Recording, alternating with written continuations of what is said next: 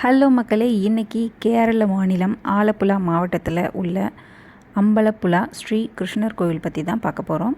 இந்த கோவில் 15 மற்றும் 17ஆம் நூற்றாண்டுகளுக்கு இடையில் செம்பகச்சேரி மன்னர் பூரிடம் திருநாள் தேவநாராயணன் தம்புரான் அப்படிங்கிறவரால் கட்டப்பட்டிருக்கு. கேரளாவோட மிகவும் புகழ்பெற்ற வைணவ திருத்தலங்களில் இதுவும் ஒன்று. இந்த கோவில் பாரம்பரிய கேரள பாணியில் தான் கட்டப்பட்டிருக்கு.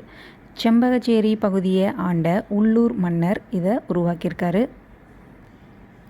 இத்தலத்தோட மூலவர் பார்த்தசாரதி, அதாவது கிருஷ்ணர் வடிவில் காட்சி தருகிறார்.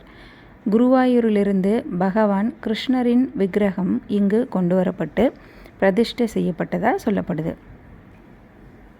இந்த கோவிலில் நெய்வேத்தியமாக வழங்கப்படும் பால் பாயசம் உலக புகழ் பெற்றது. பிரபல மலையாள கவியான குஞ்சன் நம்பியார் அவருடைய கலை நிகழ்ச்சிகளை இந்த கோவில் வளாகத்திலிருந்து தான் தொடங்கியிருக்காரு. இந்த கோவிலில் நடக்கிற திருவிழான்னு பார்த்திங்கன்னா கிபி 15ஆம் நூற்றாண்டில் துவங்கப்பட்டிருக்கு. இந்த காலகட்டத்தில் திருவிதாங்கூரின் ஒரு பகுதி செம்பகாச்சேரி தேவநாராயண வம்சத்தால் ஆளப்பட்டிருக்கு.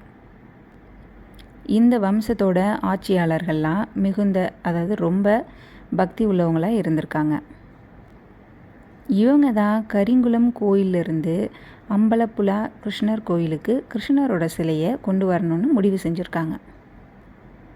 கிருஷ்ணரோட இந்த சிலை கொண்டு வரப்பட்டதை நினைவு கூறும் வகையில் தான் நடத்தப்படும் திருவிழா நடக்குது. இங்கே சம்பகுளம் மூலம் நீர் திருவிழா அப்படின்னு சொல்லப்படுற திருவிழா நடக்குது.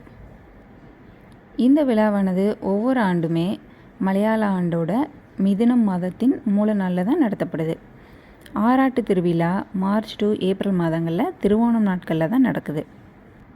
இப்படி கிருஷ்ணரோட சிலையை கொண்டு வரப்பட்டதை நினைவு கூறும் வகையில் தான் சம்பகுளம் மூலம் நீர் திருவிழா நடக்குது.